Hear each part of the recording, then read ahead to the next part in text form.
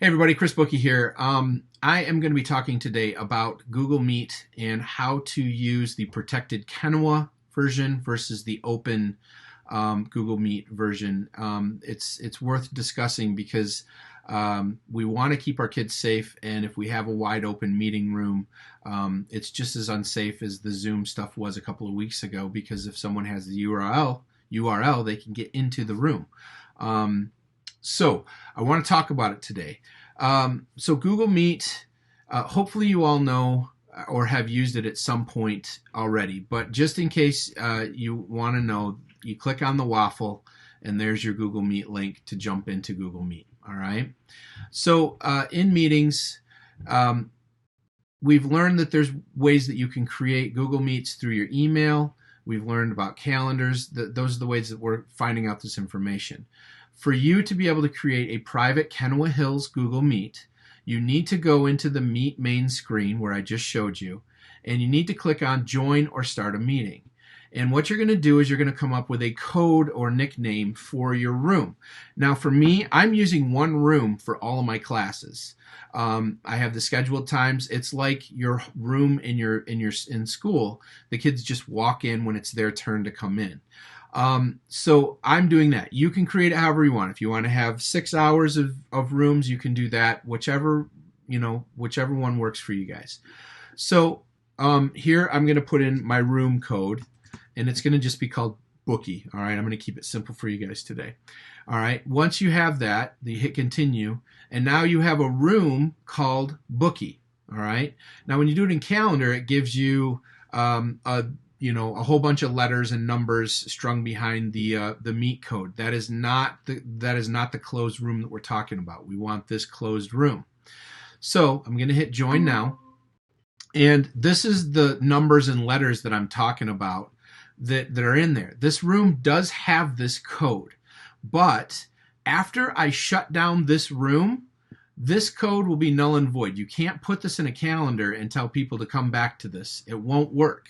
Okay, so just ignore all of this. It doesn't work for your situation anyways. So I click out of that and I have my room open. Now there's a couple of things that you guys need to know that with this meeting stuff that makes it so that you can keep the room protected. First of all, only kids with a Kenua Hills email or teachers. You can only, if you are in Kenua District and have the proper Kenua login information, can you get into this type of room.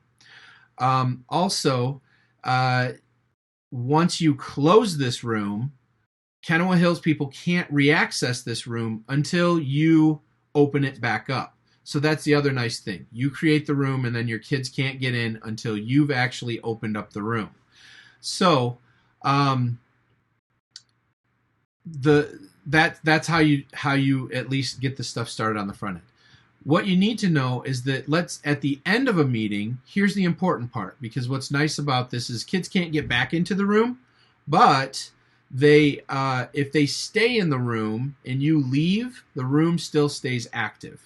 So if I have a student join, so technically this is my student, I added an extra person here. All right, this is my student. What you want to do is at the end of a class, tell everyone, all right, you guys, it's time to get going, so please make sure you log out. And you're going to wait there. If they're not logging out and they're kind of lingering, you're going to say, all right, you guys, all right, I'm logging everyone out. I'll see you guys later. And if you click on this button, so you go here to the People tab. Let me show you again. So you click on this, and you're in the People tab. You click on the student, and here's what's nice. You can either mute that student if you want to in a class, but this is what you want. You want to remove that student, all right? And that gets them out of the room so that you can shut the room down. I know there were some teachers that were saying, well, so you're saying I have to wait until everyone logs out? Yeah, but you can force them out. So you hit the remove button, and that will remove the student from the call. All right? And then you can close down the room. All right, so that's a really simple explanation of how to do that. But that's what you want to make sure you do in these rooms when you're done with your classroom at the end. Make sure everyone logs out or log them out, and then you shut down. All right, so I'm going to shut this down. So now to show you guys how to do this in your calendar. So I'm going to return to the home screen here so I have that pulled up. So remember, I've created this room called Bookie, Bookie. So in my calendar, I want to actually create a calendar. Let me get rid of this so I can show you from the start. So I want to create a calendar. I use Google Calendar for all my class meetings and kids. That's how I've told them to access it. So this is where I'm going to go. So I go into Google Calendar and I create a meeting. Now here's the thing. When you do this, let me make sure I'm on a forward date just in case.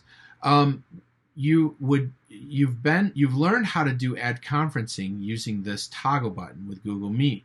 This right here is the open Google Meet, though. This is the one that's not protected. So anyone with that URL can get into that. This is good for if you have parent meetings or things to deal with people outside of the district. This is a great way to use it, but you don't want to use that within the calendar when you're doing your classroom meetings. So do not click on that. I'm going to create a title first, so I'm just going to call this Demo Calendar. All right, so I put in my calendar, Demo Calendar, and I'm going to hit More Options. You set up your calendar however you want. If you want it to be repeating occurrences or whatever, however you would have done that with your people. And then instead of hitting Add Conferencing here, you're going to put in a description instead. So in the email that I'm sending to you guys, I created a basic description so that I could copy and paste this into stuff. So I created a basic text. I'm going to go back to my calendar and I paste it in the add description spot. It says you've been invited to Mr. Bookie's Google Meet.